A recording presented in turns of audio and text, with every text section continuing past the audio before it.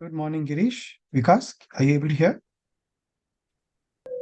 Morning. Uh, Vikas, you have very recently joined the FWM family, and I see that you're on, but your video is off. If it helps, I mean, if you can, and you're not in a place where you're not supposed to be, please turn on your video, irrespective of how you're thing. It's a Saturday, I know, and people would probably be still in their beds. It is absolutely, there you are. You're looking very smart here. Don't hide this face. So, I'm going to go about beginning the webinar right away. And folks, glad that you could make it on this Saturday morning. We have the PGIM team here, Rakesh and Aniruddha. Aniruddha is CIO for PGIM Alternates, and Rakesh is Business Head South for PGIM. And Rakesh is whom I'm going to introduce because he's going to lead the webinar for today. And Rakesh comes with us with 20 plus years of experience and 6 years with PGIM, and he handles South. He handles the business for South. So Rakesh, without any further ado, let's go ahead. Why don't you take the floor? And ladies and gentlemen, on the call, if you're going to be having any questions, clarifications, anything at all that you would have pertaining to a particular subject, if I know that this aspect is going to be taken or is going to be addressed by either Aniruddha or Rakesh, I am not going to have them taken that time. But if there is something that is not going to be taken, and I believe it's a good fit to be asked or clarified at that time, then we will go about stopping. Is that okay, Aniruddha and Rakesh? Super. Excellent. So, Rakesh, all over to you. Let's get started. Thank you, Sharath. So let me start with a small caveat that I'm very much in Bangalore. And then the reason I'm putting that caveat is because when my mic goes on, you'll largely see fighter planes fighting, flying around the house. And that's because I stay very close to the old HIL airport where they invariably test the Sukhoi and the MiG. So bear with me if you, hear that little bit of, heavy fighter planes flying around. So thank you, Sharath. And, a warm good morning to all of you. Thank you so much for taking time out. We are from PGIM. My name is Rakesh, as Sharath has just introduced. And with me, I have on screen the privilege of introducing Aniruddha Naha, who's basically the head of our alternates. Aniruddha again has been with PGIM for a little over 6 years, somebody who has almost 22 years in plus of experience in the capital markets. If some of you have been investors, through just to give you a quick introduction to Aniruddha, Ani has been, a triple A rated fund manager by Citywire. Citywire is one of those very well-known agencies that rating agencies that basically rate fund managers globally. And he's a AAA rated fund manager with Citywire. He incidentally, before moving into PGIM Alternates, was actually the head of equities for PGIM India Mutual Fund, where he spearheaded the schemes like PGIM FlexiCap and PGIM Midcap, into the kind of performances that they have put up over the last many, many years. He was managing close to 22,000 crores of equity. From there, he has moved into PGIM Alternates. And why PGIM is basically amongst the top 3 largest alternative investment managers in the world. And, in India being a market where definitely all of you understand that wealth is on a growth trajectory, alternates is probably the next big space. So before I give it to Ani, I'll probably spend a couple of minutes on why alternates, and where that becomes extremely important. Now, as small savings rates in India are going down, it is becoming increasingly important and relevant for people to look at capital markets as a way. And India traditionally has been a high inflation country. So what happens is, if you necessarily have to create wealth over longer periods of time, the idea is very simple: beat inflation. And one of the asset classes that has consistently beaten inflation over long periods of time is equities. Now, in equities, the most simplest way to go through is the mutual fund, which is the entry point for all investors. Now, as we progress forward, what also happens is there is a new segment called alternates which have come up. Now, this particular space in India alone has grown by more than 8 times in the last 5 years. From a little under 40,000 crores of total assets under management, this industry is close to 9 lakh crores. And the reason why the industry has grown is because increasingly, this is an investment vehicle where the fund manager or the portfolio manager is able to actually genuinely give you differentiated ideas. So, for example,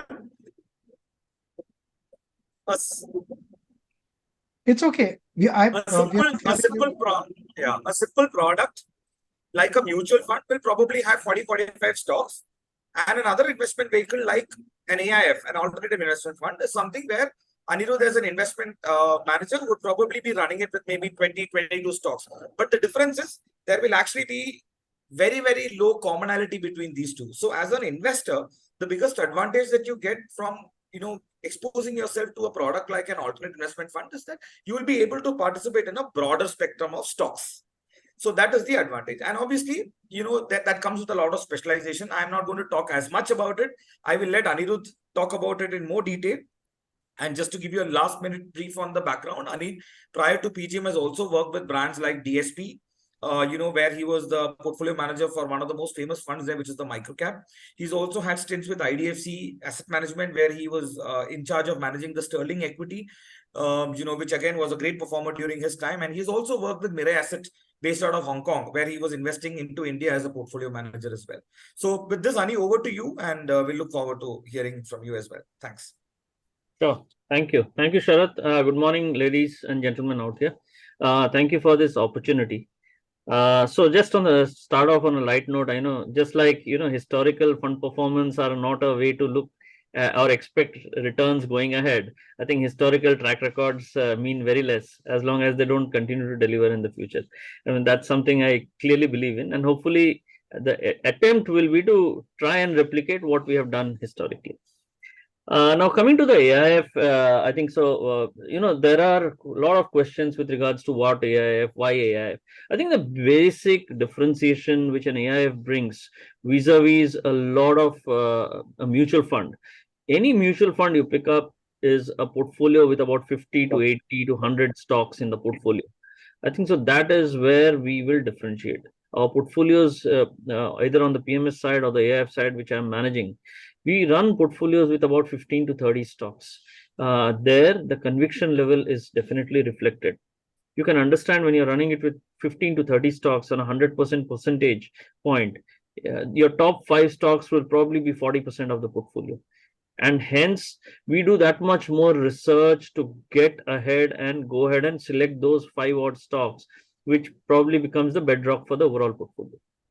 And to that extent, to show that conviction, we need to do our back-end research, etc. to, and those get reflected in the numbers that these companies deliver. And once these get delivered, because of the weightages that these contain they have in the overall portfolho, the return profile for an AIF is usually, and in cases in cases of people who are able to build good concentrated portfolio, are far above what a mutual fund will go ahead and deliver. Now, have we been able to do it? Even on the mutual fund side, we used to run portfolios with about 40, 45 stocks only. We never brought it down below that because we realized there were small investors who used to invest into, mutual funds with a 500 or 1,000 rupees SIP, and they are not the people who are there in the markets to take those concentrated risks. And that is what we went ahead and did in the AIF.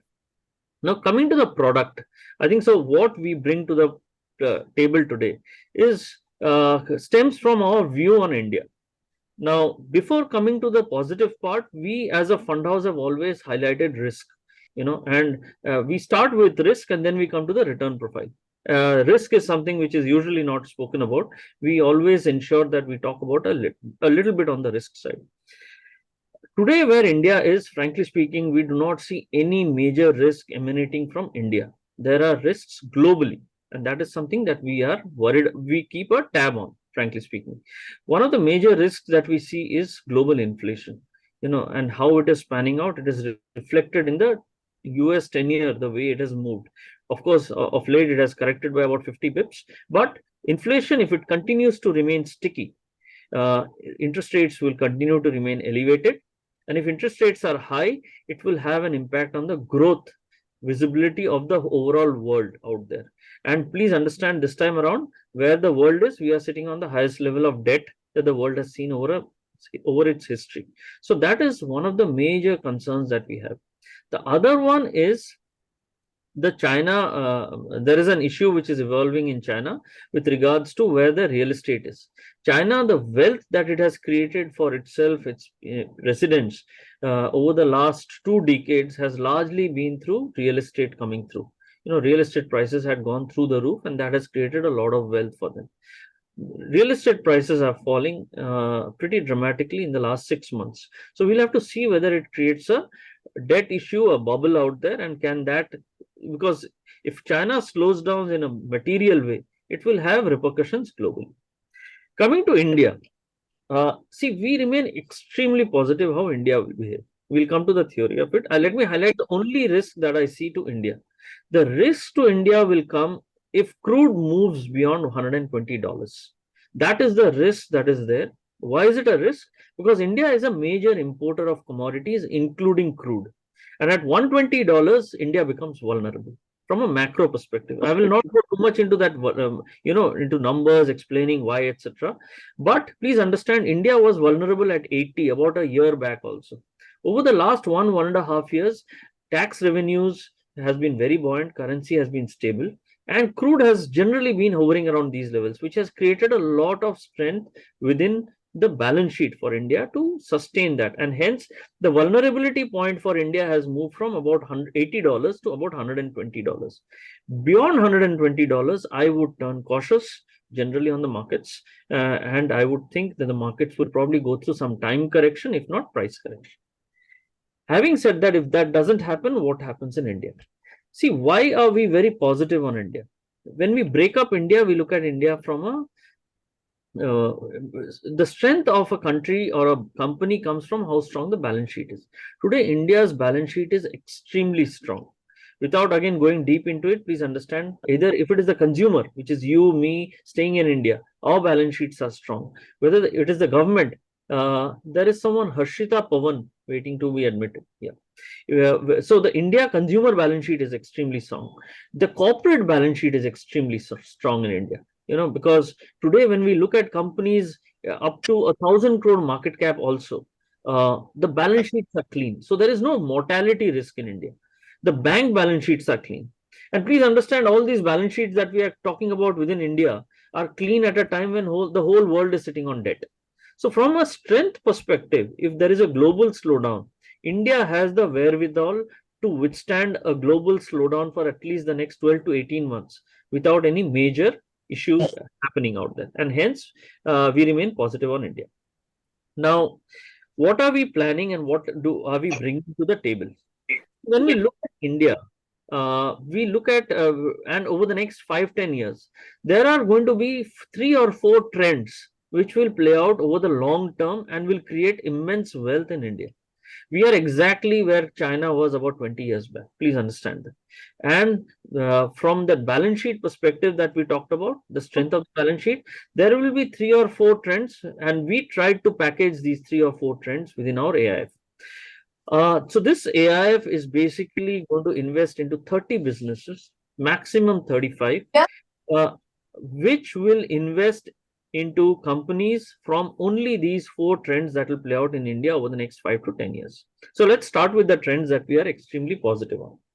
The first one is discretionary consumption. Now, what is discretionary consumption? Discretionary consumption is any consumption which you can forego and you would still live and survive. There is absolutely no doubt. But since the per capita GDP has moved up, the household incomes have moved up, people will go and spend on things which they don't need. So just to give you an example, travel, tourism, hotels, QSR, retailing, visiting malls, eating out, whether it is liquor, an extra vehicle, extra pair of shirt, pants, footwear, anything without which you will carry on, but people will spend. Today we are at that cusp because globally we have seen anywhere where the per capita GDP moves beyond $2,000, it actually flies through. It's a hockey curve which happens, and we believe India is just at the cusp. Over the next 5-10 years, even 15 years, as India matures towards a more developed nation, you will invariably see some of these trends play out in a very, very big way. And that is what we are extremely positive on. Some of these segments which will play out. To give you an example, I was in Hong Kong, as Rakesh mentioned. When we went into a department store there for the first time, we were surprised. We actually counted out 17 kinds of Colgate toothpastes out there. India today has about 5 or 6 odd. I think over the next 10 years, you will see that playing out. And that is a part of how discretion spends move, as demand increases in segments and there is more segmentation, you will see some of these products come through. Within that discretionary consumption, there is another segment we are extremely positive on, and this has happened post-COVID. This is the healthcare segment. Post healthcare, what we have observed on ground reality with our checkups from hospitals across and medical centers, people are being preemptive in testing themselves out just to be on the safer side. They don't want to take the risk of getting sick and then getting themselves admitted. Even insurance companies have become that much more proactive. So we believe healthcare is another segment which will do extremely well over the next 4 to 5 years, not just 4 to 5 years. I think so. India ages after 20 years. It will, in fact, the inflection point will be even higher beyond 20 years. But over the next 10-15 years, you're going to see healthcare come out as a major segment. So within discretionary consumption, this is one of the trends we will play along with healthcare. That is the first one. The second one is financialization. Now, this actually, I'm not sure, but Sharath will probably be able to appreciate it more. I think many people today at household levels doing very well for themselves at a household are still sitting on a lot of FDs, fixed deposits. The financialization of assets have not happened. It is either real estate, gold, and the third stop is FDs. At a post-tax FD, after taxation, you end up with something like 5-6%. But people just don't have the time to move it around. And that's where probably Sharath comes in to help people. But our sense is in the next 5, 10, 15 years, financialization of assets will happen in a very, very big way. This has happened globally, so there is no doubt it will happen in India. As the equity markets do well, there is going to be a segment across the economic class where people will slowly shift out of FDs. People will invest little lesser onto real estate and gold, and they will actively participate into the equity markets either through mutual funds, AIF, PMSs, alternates, or even direct equities. But this is something that will definitely happen, and this has been proven across developed countries. Once this happens, there is a segment in the market which do exceedingly well. Whether it is the broking houses, whether it is the wealth management platforms, whether it is the wealth management part of the banking system, whether it is players like the depositories, whether it is players like the enablers, people which enable the system to go through. So we are extremely positive over the next 5-10 years where this segment will do well. And there is a sub-segment to this, which is insurance, because insurance companies also do exactly this. They don't lend, but they invest either for the health part of it, the life part of it, and there are ULIPs which are more equity oriented. So this is a segment we believe in the next 5-10 years will explode. And that is where we will go ahead and invest as a second trend that will play out in India over a longer period of time. The third one is digitization. Now I am speaking to, I think, so far more learned people than what I am in terms of digitization. I think Bangalore, Hyderabad, I am usually scared about speaking about digitization. I don't want to, reflect my ignorance about it. But what we have clearly seen, whether it is fintechs, financial lending coming through tech platforms, or whether it is, to give you some anecdotes, I was in Coimbatore and I was surprised to see, doctors who are actually going ahead and doing telemedicine to clients in the US. So by digitization, what I mean is a lot of barriers will be broken down over the next 5-10 years. Let's say there's a small place called Rajamundry, and you're good at what you do. You produce something, you manufacture something. The whole world opens up to you as a marketer, because you are able to sell it through e-commerce, etc. And suddenly you don't need a set of distribution channels, etc. to come through for you to go ahead and sell. So those kind of e-commerce platforms, etc. will all open up. And we are extremely positive on how digitization will carry things ahead for us to that extent. So digitization is another theme that we are extremely positive on. Along with digitization, I think so there are some very interesting mid and small cap technology oriented businesses, which, given their balance sheet and cash flows and given the addressable market that they are there in, they have a phenomenal growth opportunity which will play out. over the next 5 to 10 years or even longer. And we firmly believe there are good businesses in the mid and small cap digital area, which probably have the potential to become large caps in India over the next 5 to 10 years. So this is another theme. If you ask us 10 years down the line how the digital universe will look like, we are ignorant. But we know for sure there are going to be some large winners out of this, and that is where we will go ahead and invest. Lastly, the fourth trend that will play out, this will play out over the next 5 to 7 years probably, is the private sector capex coming back. Today, when we look at it across sectors, whether it is auto ancillary, whether it is electronic goods, consumer durables, engineering goods, cement, logistics, pharma, textiles, chemicals, every set of company out there across this thing, for the first time since 2009, we've seen in between we had seen sporadic cases of companies expanding. We have seen this for the first time across sectors, across market capitalization, where companies are setting up capacities. Now, why this is very important to us and why we believe this will spring a lot of profitable growth for corporate India is because companies will only expand when they see demand out there. So clearly across segments, we are seeing demand. Also, the other thing that is happening globally, there is something called a China Plus One strategy playing out. What is the government is trying to capture through the PLI schemes. What they're trying to do is every corporate in the Western world wants to move away from sourcing from China only. And to that extent, about 10-15% is where they're looking for a second base. And that is where India is actually plugging in a reasonably large way.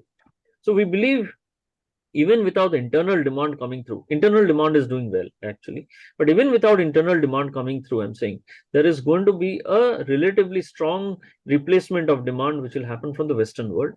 And because of that, a lot of companies are expanding. We believe these expansions, which some of them have already been completed, some of them will get completed in the next 1.5 years.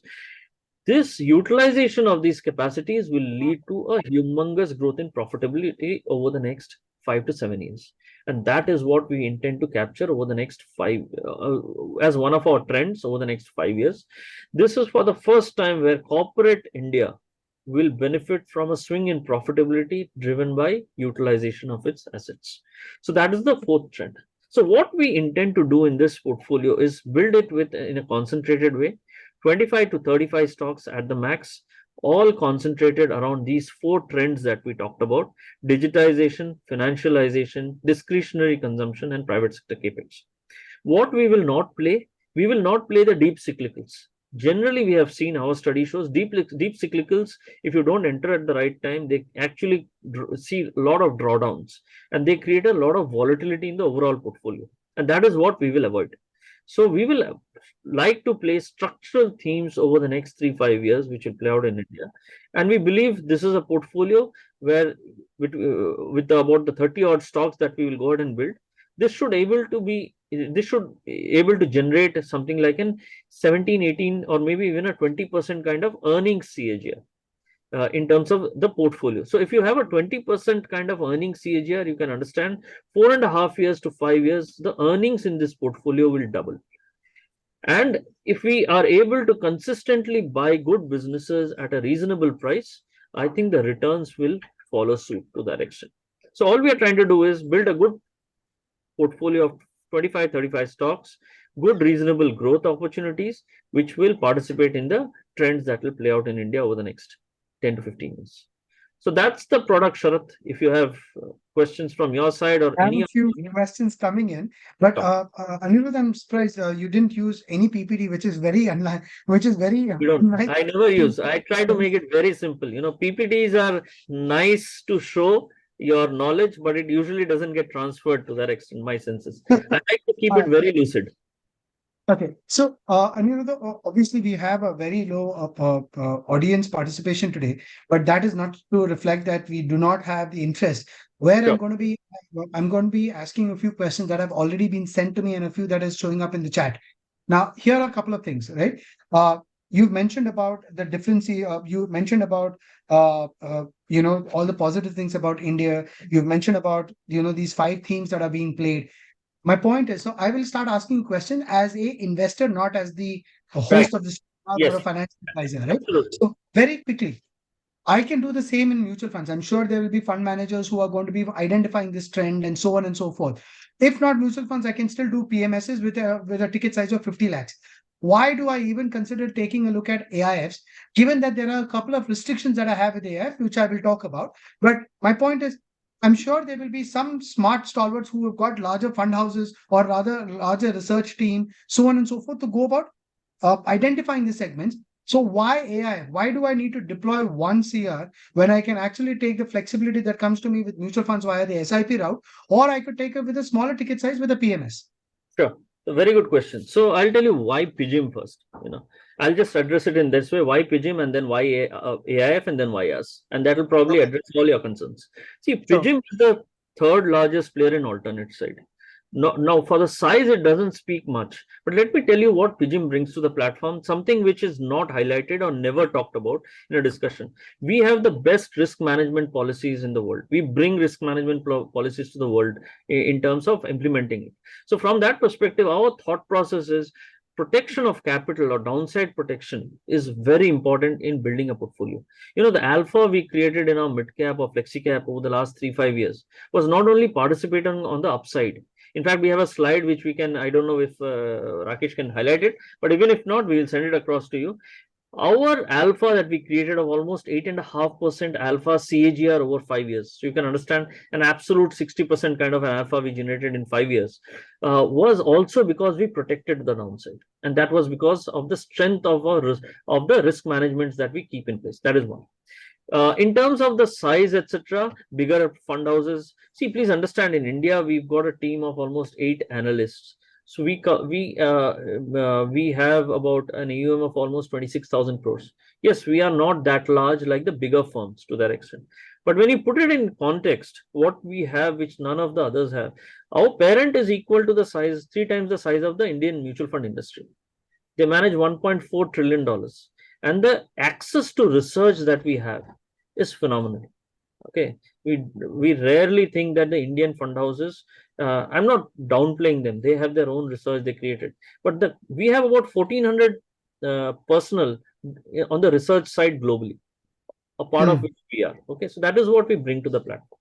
Now, uh, why AIF? Okay, to that extent, and why not a PMS? Why not a mutual fund? See, generally mutual funds are usually benchmark hugging. They like to be, they are cognizant of the benchmark. The benchmark is all over the place. You will not be able to construct a benchmark which focuses on 4 themes similar to what we are talking about. Okay, now we will be able to do that as a product. And since you don't have a benchmark, you will not get a product like this, which is focused on themes over a longer period of time. Hmm. Unfortunately, for all said and done, being in the large cap, mid cap, small cap, we think, and this is our view, uh, mutual funds are getting reasonably commoditized. And Hmm. hence, if you have about 70, 80, 100 stocks, the alpha generation capacity gets constrained. And I'm not saying that all of them will get constrained. There are people who will, but a large proportion, and we've already seen that in large caps, and it will flow down the curve.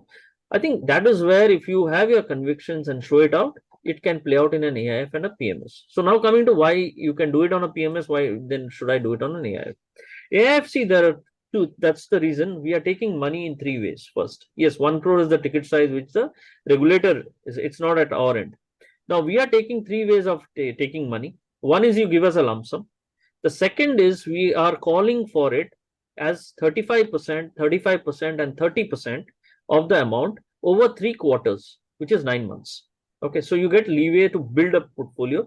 And our suggestion has been, probably you can use this, given the fact that the next 6 months could be reasonably volatile and you wouldn't probably miss out on a lot to that extent. There is a third way of investing, which is a 10 lakh installment or a 10% installment over the 10 months. Okay, so that is also another way of investing over 10 months. PMS, can it be replicated? Probably yes, but we don't find a PMS of this kind, actually. The second thing is from a taxation perspective, which is something which had so we are a determinate trust. So I'll not go into the technicalities. The money that you get after 5 years, or whenever the money is returned, is the taxation is all at the trust level. So you will not have to go ahead and pay out taxes of short term, long term, etc. at your end. It is all taken care of at the PGIM's trust level, which is very unlike a PMS, where the PMS taxation is handled by the client at his end. So that is the ease of doing, investing through an AIF, especially a determinate trust, vis-a-vis doing it through a PMS. Hopefully, I've answered your question. So let me rephrase this in a more, in a different manner. Sure. You are referring to, let's say I invested 1 CR in a mutual fund. It went about giving me a 12% CAGR, which means after 5 years, I ended up getting a 60% return. Right. Forget getting the 40%, even in spite of the fact that Aniruddha is absolutely managing this. And apart from all the credentials that have happened in the past performance is no, Yes. future information. Let's say you all manage to meet only the mutual fund return, which is 12%. Okay. Right. Where the index is going and all of that, that's a different story. So we're Okay. talking from a taxation standpoint. If I manage to get 60% in mutual funds and when I exit the 60%, I will end up paying on 60%, 10% capital gains, which in this case, if I put 1 crore, 60%, 1.6 crores on 60 lakhs, I will be ending up paying 6 lakh rupees in taxes. Right.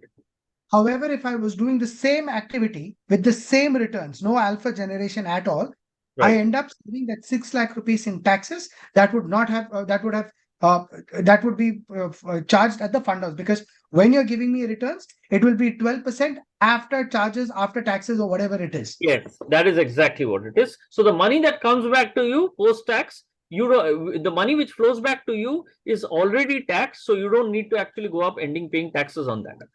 That is taken care of at the trust level. Got it. So for all of the rest of the participants on this call and who's going to listen to this, benchmark hugging is basically a technical term that is used, and this is a regulation put in by the regulator called SEBI. And what they say is, if I'm running a large cap fund, certain amount of my portfolio needs to be matching the weightage of the index. So let's say if Reliance makes about 5% of the index, then I need to have certain amount of holding to this particular stock, whether I like it or not. Aniruddha, am I correct in saying what I just said? Yeah. Right?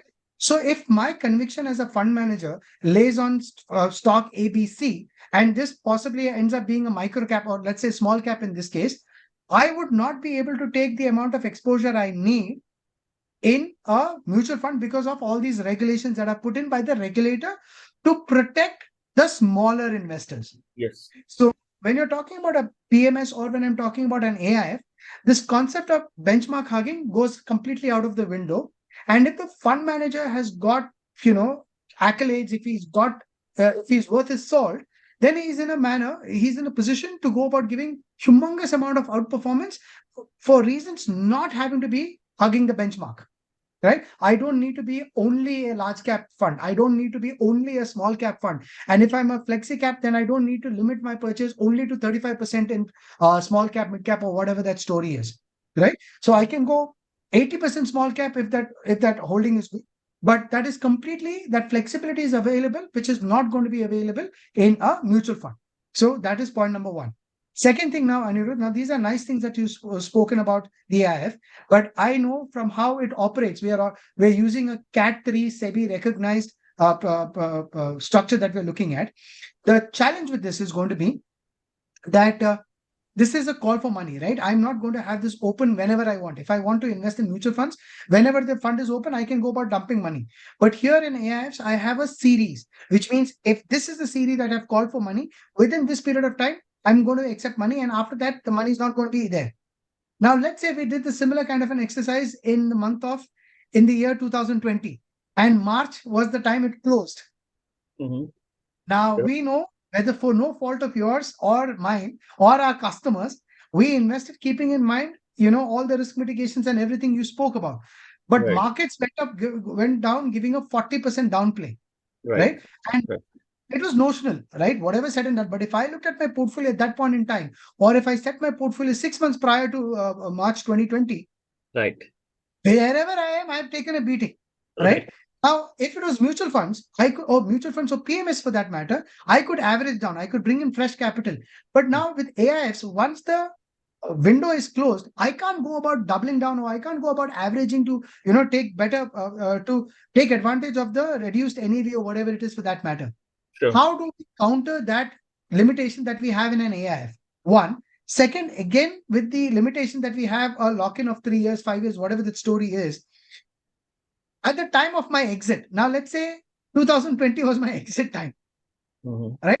What happens in this case? Because that's a tragedy, right? I mean, if my lock-in is exhausting, or my period of investment is 5 years, and my 5 years got exhausted in 2020 June, right? I'm forced to exit my money at a time when the markets are corrected. So how do we counter that? What's the mechanism? Sure. So let me take the second part first. Right. We have a lock-in of only 1 year first. Okay. So because the reason is we are taking money over 10 months. That's when we are building the portfolio. So 10 plus 2 is where the lock-in is. And after that, the investor is free to take out his money. So the illiquidity part is not there at all, excepting for the first year. Okay. And that too, because he is investing over 10 months. That is the one.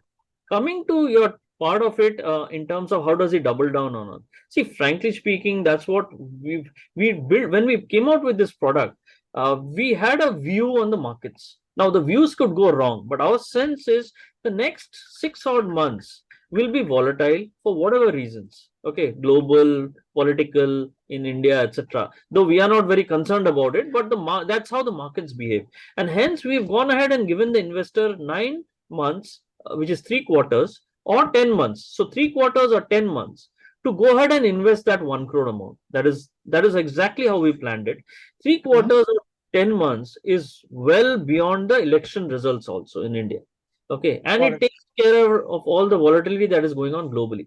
So our sense is it's a reasonably well thought out product in terms of trying to average it. And believe me, as a fund manager, I would have ideally said, why don't you give me upfront? It's a great time, and sold it.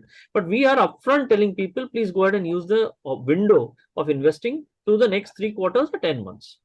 Now, having said that, can something happen globally, let's say after the 10 months?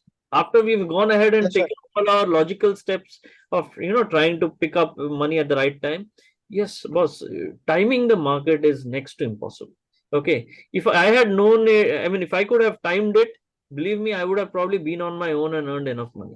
And even me being in the markets for the last 22 years, I have not been able to time markets. So it is very difficult to time markets. But our sense is in the next 1 year, 3 year, 5 year, and 10 years, Indian equities as an asset class will outperform all other asset classes and will outperform all other markets of reasonable size by miles, given where the potential is. So what we clearly say, whenever you're putting in money, just be ready that you see a downside of 15%. 40% will not happen unless there is something like a COVID which reappears. Okay, and that was once in probably a century kind of an event that happened, or half a century. But can a 15% correction happen? It can happen any point of time. So with a 15% kind of a downside, but with a portfolio which generates 18-20% earnings over the next 5 years, I think so the risk reward is very favorable from that.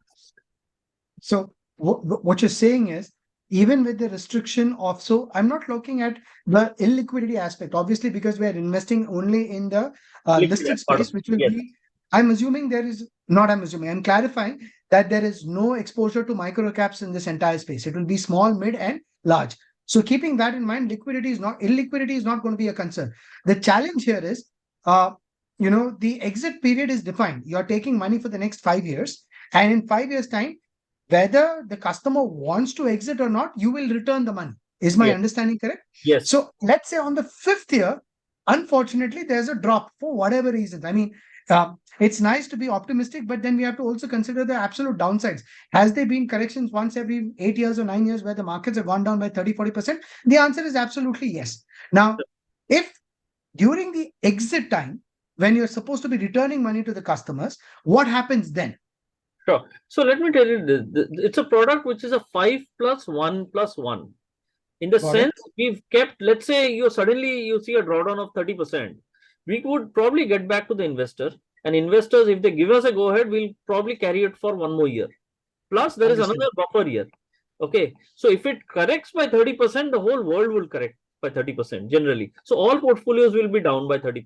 So to that extent, the investor will have the leeway to decide that, okay, we like PGIM as a fund house. They had really done well. It is unfortunate an event like this happened. We'll give them one more year. So that period of extension of 1+1 is there. Okay, that is one. Secondly, let's say I'm going to invest into 30 businesses. Say at the end of 4 years, some part of the portfolio will double. Okay. Now I'm not going to sell that and then again reinvest for the next 1 year. Please understand that. Okay. I will not look for a 1-year idea again. At that point of time, it is more likely that I will go ahead and return that part of that money. Okay. So we will be conscious, and we've always been, about the investor's experience. So we have the leeway of extending it by 1+1, depending after taking this thing from the investor. Plus the fact that if we go ahead and deliver results and we go ahead and book profits in some of these companies over the next 3-4 years, we will have to decide for the last part of the remaining part, do we actually look for an extra idea to generate returns, or we give back the money? Now, once the money comes back, what does the investor do? He wants to be with us. We'll have subsequent products coming across. We will have more of these pitches. And at that point of time, we'll probably find an alternative product where the money can flow in. That is not going to be an issue. So what you're saying here, again, if just to make it a point, during times when at the fag end of this tenure of 5 years, you are saying that, if you see an idea, you will not necessarily keep the money until 5 years. I mean, the whole of the money. If you've seen an idea, a particular stock that is, it's done its thing, and it's gone about giving you 2x, 3x, 4x, whatever that number is, you will go about doing a partial or a complete exit and return a portion of the money, because you are not in the game of taking money for a 12-month or an 18-month period. Absolutely. Okay, great. So we've got those two aspects taken care of. Now, so your biggest advantage with a Cat 3 AIF is the idea that, you're getting the maturities be not taxable in the hand of the investor. So whatever comes in hand after charges, after tax that's the money for me to keep. Yes. That's the total I get. So that's my advantage over a PMS. Now, let's assume, considering the fact that I have this flexibility in mutual funds where I can put in every single month, build a portfolio over 5 years, I don't need to see this large outflow and get this, I'm asking these questions considering that most of my families are affluent retail families. I'm not talking about a 2,000 rupee SIP. They mostly do a 2 lakh, 2.5 lakh book. Sure. Right. But the point is, 2 lakhs is 2 lakhs, even though 2 lakhs will end up becoming 1 crore over a 3.5-year investment horizon. That's a different story. But 2 lakhs going out in a month and 10 lakhs going out for next 10 months is a very different ball game. And then the risk is, hey, you know what if Aniruddha goes wrong, irrespective of what is the 24%, the 25% CAGR in a micro cap. And I remember you had stopped taking money. You all were taking money only through SIPs because you all didn't have opportunities to go about deploying money over the long period of time, right? So I do remember that aspect. But the micro cap was a micro cap strategy. And what if Aniruddha has lost his chance? So what is in it for Aniruddha? Because PGIM is getting its fund management charge, right? Obviously, you all don't have what is this a hurdle or outperformance or a variable fee, or there's a fixed fee which we'll get into a bit. But what is in it for a customer to say, hey, you know what, PGIM, and in this case Aniruddha, would want to make sure that it works in their behalf. So can you throw any light on that? So first thing is there are 2 or 3 options, pricing options, one of which is a hurdle rate. So if your client wants a hurdle rate and thinks that, okay, then there is a skin in the game, the hurdle rate is an option available. So there is no question. Okay. So depending on what the client wants, whether he wants a fixed rate or a hurdle rate, that is available. Second thing, what is there for us, and probably specifically to me. See, I've been given an 8-year time frame from an organization which manages $1.4 trillion to build this business. You will not see this getting replicated anywhere in India for sure. I have not heard of it.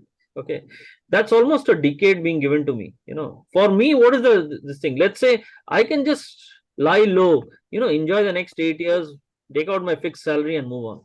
Okay. And not build a business. But if you've tracked me, I love building businesses. Though being in an organization, PGIM, on the mutual fund side, I built it from about 800 crores to 24,000 crores in 5 years.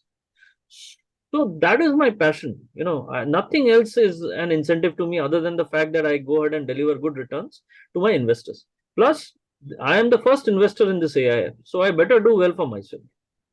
I mean, those When you are the say you're the incentives. first investor, would you want to highlight? I mean, would you want to, what's the word I'm looking for? Would you want emphasize on that? What do you mean by you're the first investor? So basically, we've started. So we've done a first close, and in the Okay, first close, we've received a certain amount, and got it. one of the investors in that is me, my personal money going in. Okay, so what you're saying is, My apart from skin is in collecting the money from your skin is in the game. Okay, Yes, great. absolutely. Anything else? And the other thing is, I will again be upfront. I've used the 35, 35, 30 over the next 9 months or 3 quarters to go ahead and invest my personal money into this area. Got it. Okay. Got it. The PMS, fund managers are not allowed to invest in their own PMS because you have your own stock. End up owning stocks in a PMS. Whereas in an AIF, you end up owning units. The regulator has absolute no issues with that, and that's why we have been able to go ahead and demonstrate my own skin in the game to that extent. Understood. I think that PGIM is extremely positive on building this business. They put in $10 million capital to start this business in the month of July. Okay, PGIM has put in 10 crores into the AIF, their own money. Mm.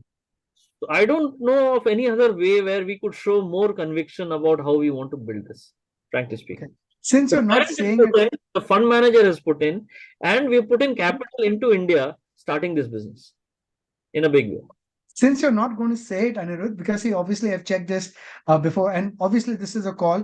While bulk of it is already prepped up for, the way I'm asking these questions is again to build assurance. See, the kind of audience that I'm looking at for this AIF, right? Now, a lot of us are coming to a stage where they are 7 years, 8 years away from retirement, which Sure. means they will be getting a large outflow through their EPFs, through their gratuities, their full and final settlements, or Sure. probably they're selling properties, because one of the reasons why people don't sell properties, in spite, yeah, we can get on a different tangent there, but in spite of it not giving you a yield of more than 4 or 5%, is what do you do with that kind of money? Because, irrespective of how good mutual funds are, like what you just mentioned in terms of being commoditized, iske aage kya? And Right. unfortunately, because of how robust and how investor friendly that instrument has become, there are not too many alternatives, because quite frankly, we as investors have gotten too much pampered. We don't have to break our head. Mutual fund dala sahi hai. I mean, सिर्फ mutual fund में डालना सही नहीं है is my take, right? I mean, eventually after that it's going to be tomorrow's FD. Then what are you doing different in order to multiply your wealth when compared to the next door neighbor of yours? Sure. So the approach that I'm looking at is the questions I'm going to be framing, and in terms of the assurance piece, I've been told that you get a percentage of how well the fund is performed for from your compensation standpoint. So it's not just a fixed salary. A variable comes in from how well the fund the AIF is done. I mean, this is a recorded line. It is going to be online. It is going to be on my YouTube channel. So I am saying this, and I want to know from you if that's a fact, because this is what I've heard from the multiple. I mean, obviously, this is not. So I will. Let me put it straight. Yes, there is a variable which is linked to my performance. There you are. Okay, so I'm glad that you're saying that. Yeah, and I thought it was important for the audience to know, because when you're talking skin in the game, it's just not about deploying money. I mean, if you're deploying money and getting mere salary from it, how does it make a difference? I mean, we're not talking numbers here, and I don't think we should talk numbers. But what is more important is if your variable is a part of the performance that you deliver in terms of how well the AIF does. I think that's a good yardstick. Obviously, it's not sacrosanct, but at least it's a move in the right direction. Now, you did mention about India shining and things of that sort over the next 5 years. And yes, India has kept growing every block of 8 years, where Sensex has gone up to the next record high levels, right? But are we saying that this is going to be a one-way hockey stick kind of a move, or are we going to have volatility? And if you're going to have volatility, what kind of events could probably hurt the movement of this? Because your investors, at least my investors into the AIF, will be looking at this like, okay, FD are we getting a 12%, 15%? Are you trying to tell me that, can I see that kind of steady returns, or will I have to be looking at volatile periods, and if those volatility is going to come in, what situations or instances do you see that could hurt, in spite of the fact that you're putting in some of the most promising stories like consumption, healthcare, financialization, digitization, and probably private capex, where corporates are going to start investing in the country? Right. So I think so. See, how do we take care of the risk, or volatility? Having said that, let me put it this way. If the market's correct in a big way, please be ready for 10-15% drawdowns. Okay. Any equity product across the world, and within India also, you will see drawdowns happening. Okay. And there will be, in a year, can there be 2 such events? It will happen. Okay. So don't get worried about or miffed by the fact that there are drawdowns. That's the part of the game, frankly speaking. If it was a straight line like an FD and you're making 18-20% returns, I think so we are living in a utopian world. That will not happen. Now, how do we take care of the downside? First part, as I said, we will stay away from deep cyclicals, which creates the largest part of the volatility in the markets. For the purpose of not making any assumption, what do you mean by deep cyclicals? Yes, I'll come to that. So companies from metals, oil and gas, these are segments which are very volatile. They are linked to, they have global linkages. So if there's a global slowdown, oil and gas will correct. Okay, or metal demand suddenly falls off. So these are segments which create a lot of volatility. So we will not play that. Second thing, generally, a lot of volatility gets created from financials, the lenders. Okay, last 5 years we've run portfolios where we have generally been underweight lenders. Okay, and that has kept the beta of our portfolio very low. It is definitely below 1 over the last 5 years. And a low beta, this is a little technical, but please understand, a low beta reduces the volatility in the portfolio. And that's what we've been able to achieve. So we basically will try and play into more structural plays. We will remove out these deep cyclicals like metals, commodity, oil and gas, and all that sort of stuff.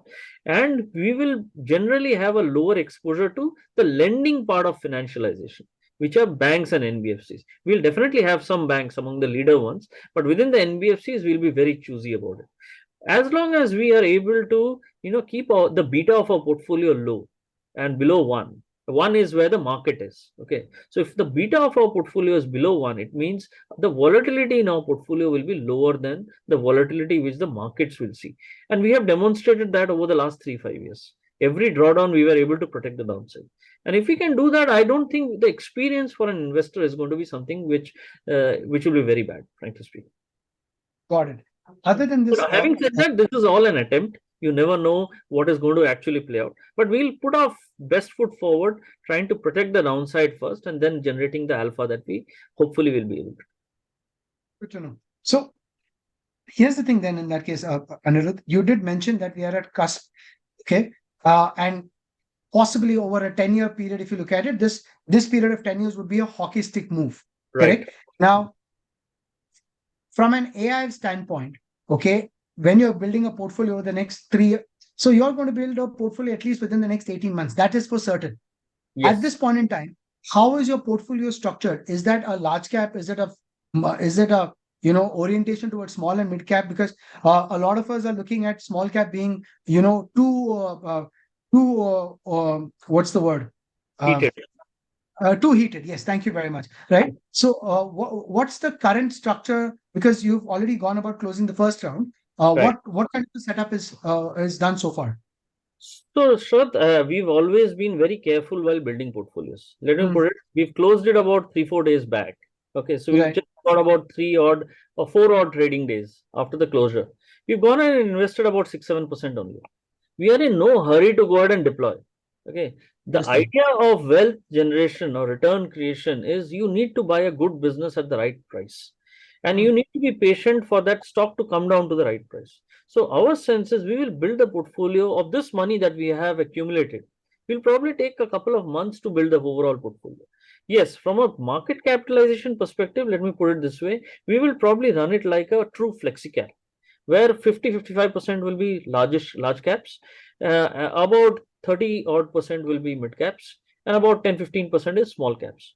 We will flip it a little into a correction, And if we see reasonable good correction and good small cap names, we will at that point go ahead and increase it. See, we are running a marathon here. Our sense is we are not running 100 meters that I need to show returns in the next 3-6 months. Our sense is we will be very logical while thinking, while building out the portfolio, with a view that the overall portfolio earnings, can we bring it to somewhere about 18 to 20%. If we can do that at a reasonable price, I think so we basically answered the question for all the investors out there. You've mentioned 18 to 20% earnings in the Yes. portfolio, right? Yes. A couple of times. And I want to ensure that our audience doesn't look at it like this is going to be the returns of the Please. portfolio. That is something that we've always tried. See, what is return? Return is earnings, and then what is the P into the PE that you assign to those stocks. We as fund managers, analysts can only focus on earnings. The PE expansion compression is what the market drives. We don't have the power to do that. So that's why for us, what we need to do is buy the business at the right price so that there is no PE compression. So if there is no PE compression, then the returns will be in line with the earnings.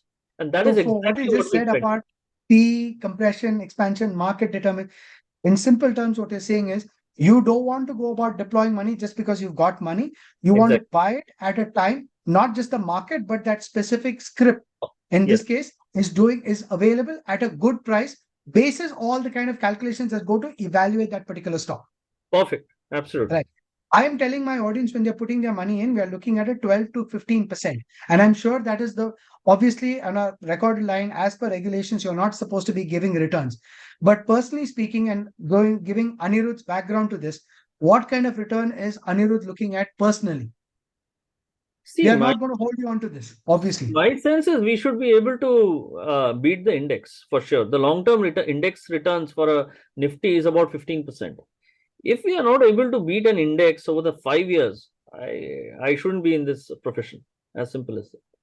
Has there ever been a time where Aniruddha, over the last 22 years, managing money for BlackRock, IDFC, Mirae, has not been able to beat the benchmark? Yes, there have been 3 years in that history where I've underperformed the index for very specific reasons.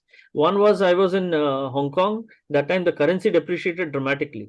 That took away a lot of cross-currency returns to that extent. The other was 2008. You can understand that was a portfolio which was constructed and given to me, the mid-cap portfolio, small-cap, micro-cap portfolio. So to that extent, I was just defending it to that. And one of the year before COVID, where everything which was not great businesses, but everything was flying, and that was where we did. So in a more reasonable, sane year, we've generally ended up creating alpha. Excellent. I'm not going to dwell on the charges here because you mentioned that this can be flexible. So that is something that I will take personally. Yeah, Rakesh can take it up with you. No, I don't even know. That is something that will be individual because that is, depending. We are still, unfortunately, because we are very FD oriented investors. The fact about having to pay for outperformance and things is yet a attribute that my investors have to get accustomed to, which is personal, and it's not something to, it's a personality type. But I lost my train of thought. So I was going to ask you a particular question. I lost my train of thoughts. I'm sorry. Folks on the call, do you all have any specific questions other than the ones that I've already asked on the chat box? Any questions at all? Raju, Girish, Vikas? One question I have. So this is the first time this is happening. I mean, what has been the trend or something like that? How long has this investment been going on? I'm just what is the trend in the industry for this for the AIF? Are you asking AIF as a category, Vikas? Yeah. Okay. So Aniruddha, let's back up a bit. Let's talk about when did AIFs come in? Okay. What ended up happening? When did the regulations come in? Just a small thing, and how has been the money being deployed and the categorization of AIFs? So frankly speaking, it has been going on for almost the last 2-3 years. AIFs have been going on. We as a fund house have launched this division, the alternates division, this financial year from April. And this happens to be the first AIF we are launching. See, please let me make it one thing clear, whether AIF, PMS or mutual fund, these are only vehicles. Okay. Finally, we go ahead and invest into the equity markets. The styles differ. A mutual fund is far more broad-based. to that extent. There is a benchmark hugging. In the PMS AIF, there is differentiation where conviction levels show up. In the PM AIF, if it is a determinate trust, you basically get the benefits of the taxation not being at your end. The trust takes care of. That is the only differentiation. So AIF's been there. A lot of fund houses have launched a lot of AIFs across over the last 2-3 years. It's a reasonably large category. There are three types of Cat 1, Cat 2, and Cat 3 AIFs. Cat 1 and Cat 2 invests into unlisted, basically. Whereas Cat 3 is what we are launching, which is the listed part of the market. Hopefully that answers. So Sharath, just to also come in, because like I just mentioned at the initial part of the call, this industry has actually grown 8 times in the last 5 years. From a little, under 50,000 crores to about 5 lakh crores right now. And one of the reasons that explosive growth has also happened is because of, a great amount of interest that's been developed amongst people to look for vehicles outside mutual funds also. Because like Aniruddha, was mentioning all through the call, these are investment vehicles which also invest into the capital markets itself. But, this is genuinely giving you a differentiated portfolio, in comparison to a conventional mutual fund. Because in a conventional mutual fund, like Sharath mentioned, somewhere in the middle of the call, they are regulated by certain restrictions that the regulator has put in place. So, for example, if you take a mid-cap fund, the benchmark is mid-cap 150, and at least 65 to 70% of the portfolios stocks have to come from the mid-cap index.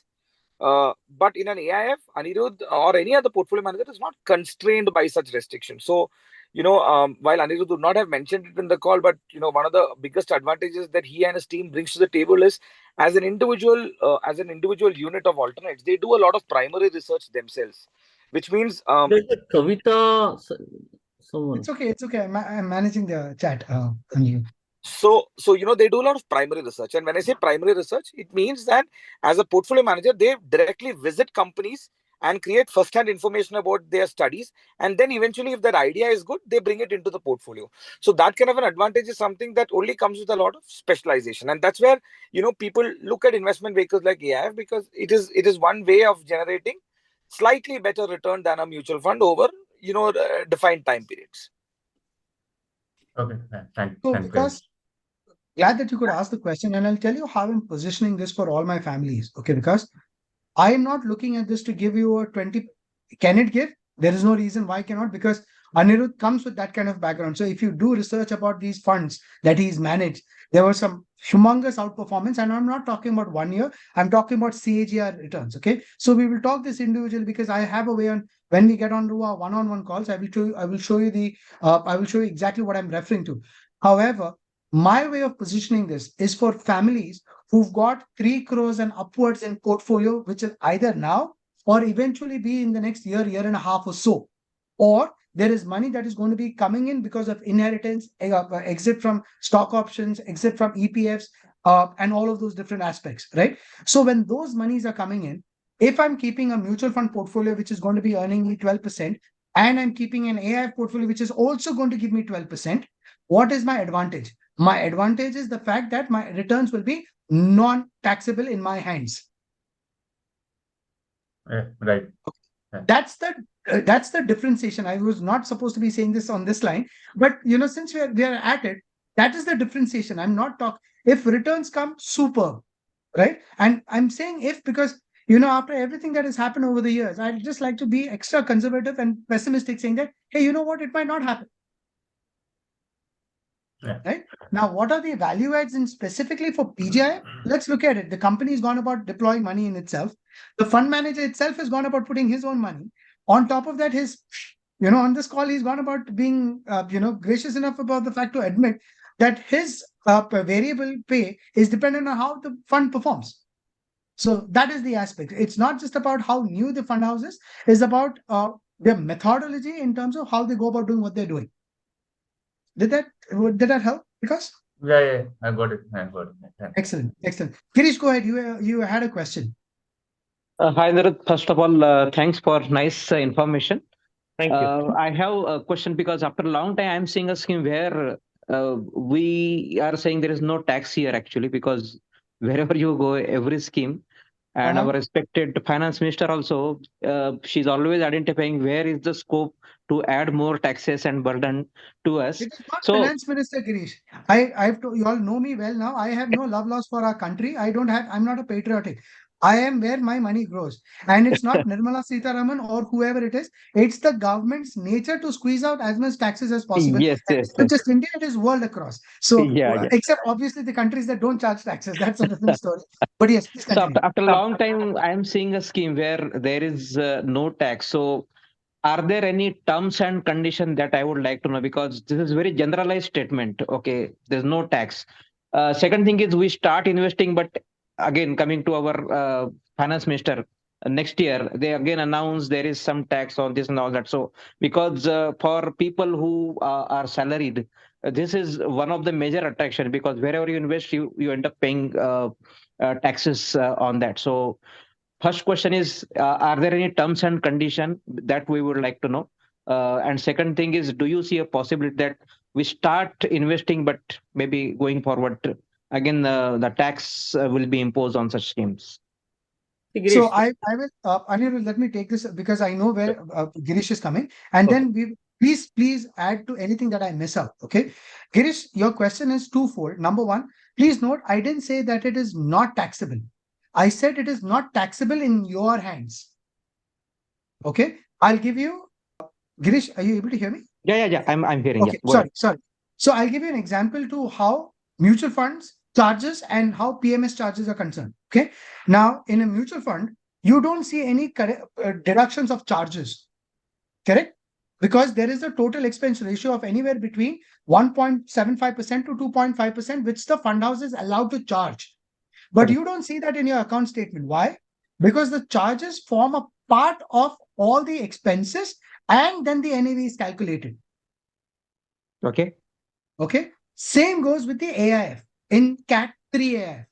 After all the returns, expenses, charges, and taxes calculated, that's how your NAV gets formed, which is not the case in a PMS or a mutual fund. Okay. It is not there is taxes not there. Government will not give you anything that doesn't have taxes, either when you buy or either when you exit. And that's why you know my love for real estate, right? Yes. Now, with that said, can things change in the future? I don't really know, Girish. And since you got on the, we've started an engagement very recently. You are not aware about, I had a workshop on ULIPs. This is the time when your returns on ULIPs will not be taxed. And that year that I did, after that, the next year, there was a limitation that you can only have about 2 lakhs or 1 lakh, whatever that number is, that beyond which you will be taxed on your on your returns.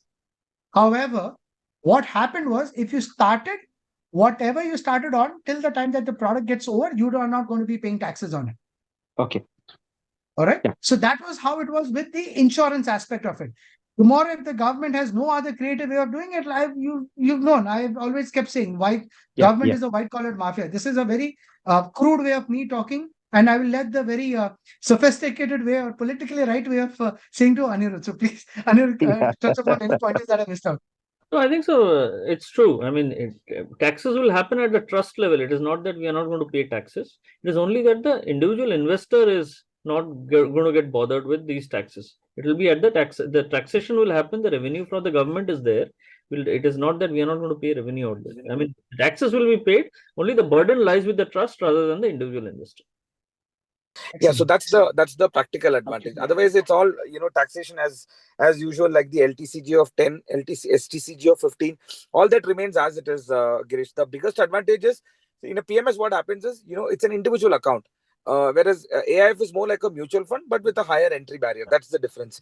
And in a PMS, what happens is largely when trades are taking place, whenever there's a buy and a sell, it gets reflected in your personal trading statement, and you obviously end up paying taxes on it.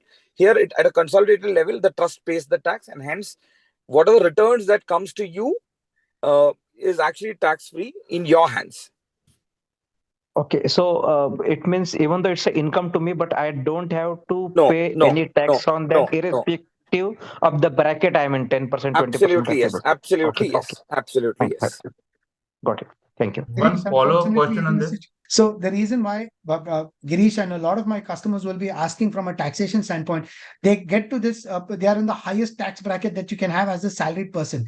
Girish, I need you to know, you mentioned about salaried and, the fact that salaried classes are going. Remember, this is an investment. It's not an income, right? You are getting capital gains, right? For you as an investor, it really doesn't make too much. But from an accounting standpoint, whether a self-employed, a business owner, or a salaried person, someone who's earning salary, when they invest in markets, right, you are getting gains or losses.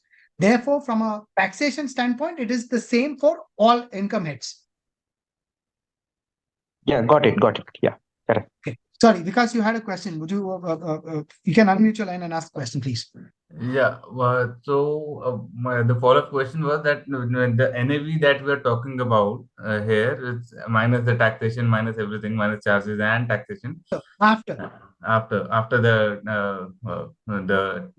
mean, technical term, maybe to use a more technical term, after all the charges. So the 15, 18, 20%, whatever we're talking about is that NAV after all the charges, after the taxation, right? Right. No. So let me rephrase what you want to actually ask. So if you were to see a certain NAV on your account statement after 6 months, if you were to pull out all your money, that is the exact number you will get in your hand. Okay. You are not liable or eligible to pay any outflows other than the money that you've got in your hand. Okay. Got it. While you're filing your ITR, tell your accountant that this was a Cat 3 AIF. He will know. Okay. He or she will know in this case. Was that Okay, got it. that help? Because Yeah, I got it. Okay, thanks. excellent. So Aniruddha, I have another question that just come in the chat box. Now, Sure. because So this is one request, if we can wrap it up in the next 10 minutes, I have another starting at 12:30. oh sure, I think 5 minutes will be just good. Sure. Okay, fine. Okay. So here's the thing. This is a Cat 3 AIF, so you've got certain privileges. You can, there are some AMCs, there are some asset managers who are doing the long short strategy. Some of them are investing in the IPO strategy. Some of them are doing various different things. Are you doing anything of, will you be taking any such calls, or is it going to be plain vanilla equity investing? Plain vanilla equity investing. We will not do futures, nothing of the sort. But at some point subsequently next year, we'll probably come out with the long short also. But as of now, this is going to be a plain vanilla, long only listed equity. Understood. No IPO strategy, nothing at all. Nothing. Okay, cool. Is there any specific reason why, or is that we that something generally that stay away from IPOs? Our sense is we want to see these companies, listed on the markets for 4 quarters to see how numbers play out, and then probably start evaluating them. That is the reason. Got it. So your ways, even if one company would have given you blockbuster returns, for every one company, there are 10 companies that have not given good. We will see a little vary, frankly speaking, because we want to see them on the listed space, how numbers play out. Because when they are going from an unlisted to listed, they need the valuations to get listed at, and that is where all the promises come through. Excellent. Any other questions, ladies and gentlemen? Sure, Raju here. I have Yes, a question. First of all, I want to thank Aniruddha and Rakesh. I think bringing the alternates and opportunities very, very interesting. And especially, there are many merits as you explained, but one of that was taxation. I think other audience, Vikas and even Girish asked that question, partly answered even my question on that, their questions. The second question is the policies are keep changing, which is not in none of our control. One of the merits is that it's not the tax we are not paying, which you explained that it is adjusted at an NAV level post the taxation as a investment. It's not a. However, we are going to gain a capital gains. If you are saying that even 18% in 4 years, the money will get doubled, right? So as the window of investment, as we enter this year, for example, the 5th year, our confirmed the period is get closed. Assume that one of the question you asked that the market is downturn at that point of time and the policy changes, and Aniruddha told that 1 + 1 year extension. if the investors still don't want to take, you have opportunity to stay some time to recover, then you can take that money out after staying That's 5 correct. years. If That's there is correct. a change in policy at that point of time, because I don't know, the government can do anything, retrospective policy change, they can say that, okay, guys, I can hold that you have invested in 23. Once your window of 5 years close, after that, don't come back to me. You may need to pay the tax because your window is closed, and unfortunately, we may be in downturn. How we protect our investment? No, no, Raju, Isn't it? You're using your complete work experience into this aspect, right? So Aniruddha, please answer this question, and then I will answer it. I know where he's getting at with this, so please go ahead. no, so see, frankly speaking, I'm not in the business of predicting, policy taxations. Okay, it could happen. It could hit any window, any this thing at any point of time. Having said that, let me just clarify. It's not that we are not paying taxes. I think so. We are going to keep paying taxes at the trust level anyway. I mean, we are taking care of it. The only thing is, instead of you paying it, we are paying it at the trust level. So there is no reason why things should actually come back and hit us back. But if it does, frankly speaking, sir, we don't have an idea. If it can't, it can happen, and it can happen across industries. See, if you think of on the fixed income side, where those 3 years taxation, if you stay invested for 3 years and then you don't pay tax, they change. So things can happen, but I think so. We will have to keep evolving. Anyway, let me put it this way. I think so. This will only be a very, very small part of your investment. If things change, you will still have other windows opening up. The industry will evolve. There is no outright solution to what happens if taxation policy changes. We don't have an answer. And normally, very rarely does taxation come retrospective. Very, very rarely does it come retrospective. But again, like Ani said, we can't actually really go about predicting it. But then the whole point of this, sir, I know in the interest of time, is basically this is a category where the reason why investors come into this category is largely to be able to create a better alpha than a mutual fund. And that largely comes from a very distinguished portfolio, which is very unlike a mutual fund. And hence the ability for a good quality fund manager will be showcased through, good quality stocks coming into the portfolio, and that becoming steady compounders over longer periods of time. So I'll chip in, but Aniruddha, you mentioned that you'd like to, you got another call and you would like to prep. So I'll I'm glad that you could make it and give time to our audience. And first of all, agree upon the fact that, for a product that is not supposed to be privately available, you're allowing me to have this recording kept. So thank you for this.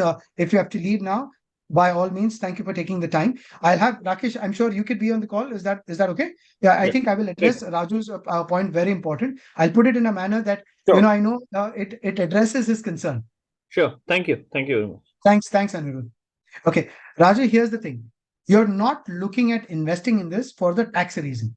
Okay, it is a reason to help you look at diversifying. Okay, tomorrow, you are investing in similar, ultimately, whether you're investing in mutual funds, you're investing in PMS, or you're investing in stocks, right? You are getting to invest in a fund manager who has had the reputation of being able to beat the index by 2, 3, 4, sometimes 5% as well. Okay. Alongside with that, taxation is a benefit, right? Yes, it is coming at a hurdle of 1%. It is coming at a hurdle of 1 CR as in minimum ticket size. But that is where the game is, right? For people who have the liquidity and who can take exposure to this market or to this asset class, taxation is just an advantage. Now, will the government go about changing policies as far as taxation is concerned? I don't see a reason why it should be, because if for all practical purposes, whether the fund extends by 1 year, 2 year, or whatever it is, by the time they are auditing their books every quarter or whenever they're doing it, the government is getting its due share. It's just not going from your pocket. So 3 years, 5 years, or 7 years, whatever the case is, extension, the taxation is being paid at the fund house level. The extension is only given so that you do not have to book losses and exit the portfolio. Was I able to help you with that, Raju? I got it very clear. Thanks for that clarification. We are not investing for that avoiding tax alone. As they are really beating the market in multiple percentage, we have advantage. This taxation is plus that. It's not that only the criteria to invest. Agreed. There is no doubt. But my point is, as an investor, instead of looking only one angle at the 5th year, if the downturn happens, we need to look at other angle. What really makes sense? If my policy changes next year, better to, in the downturn, take that out rather than paying tax of your capital gains. I'm not saying that avoiding tax. Still, there could be a policy at the fund level, you may not, it's been after tax your returns, but 6th year, because of the downturn, you extend another 1 year, you may attract the capital gains, not by the fund, but as an individual. That's what, as another angle to exit, when you look at the exit, this could be another point to consider whether to exit in that year or next year. That perspective as a risk point. May, Raj. It may. And Yeah, quite frankly, see, we'd like to steer our ship depending on what advantages we have today, right? And the foreseeable future. If that changes, one second, Raki. So if that changes, first things first, you will get to hear from me in any case, right? That's the proactive measure that we will take. And what we got to do with that is another alternative, right? PGIM is not in the business of just collecting money. They are quite frankly focusing on making sure that, investor interest is protected, because they cannot afford to risk their reputation. That is, if you're the third largest asset manager in the alternate space, you want to protect that thing and not leave investors with a sour taste. Sorry, Rakesh, you wanted to add something. Yeah, so one thing, so the other thing, Sharath, I just wanted to add to Raju sir's point was that, see, in any case, the reason why I'm saying that this may not come up is, if I just make a very educated or a calculated guess, it is that anyway at a trust level, I am continuing to pay that tax. So, for example, now you're an investor with us in 2023. So, for example, I buy a stock A, and let's say at the end of 3 years, I have sold that stock, which means at the trust level, I've already paid the tax. So it's highly unlikely that the government will change it with a retrospective effect, because then it actually becomes double taxation, one at the trust level and one at the individual level, and hence a probability being much lower. Like, you never say never, but this is a calculated answer that I'm telling you, that since the trust level has already been taxed, whether it is for dividend income, business income, short term, long term, capital gain tax, so on and so forth, the end investor will again technically not be taxed. I mean, if you logically look at why should there not be a tax? Added to that as well, Raju, and everybody on this call, you need to realize that, see, if it's an individual investor, the department is dependent on whether the individual investor files the returns or not. In this case, because the money is collected at a larger scale, it has got to respond, it has got to interact with the asset manager, not individual investors. So how the department has gone about ensuring that this is, they get their due share in due time is done by these audits, right? It is not depending on individual investors to go about. So from a taxation and making sure that it gets its due share in due course, this mechanism is already set. That's why AIF is more preferred, because we are talking about large amounts of inflow coming in a structured approach as against having to go to individual investor at a time.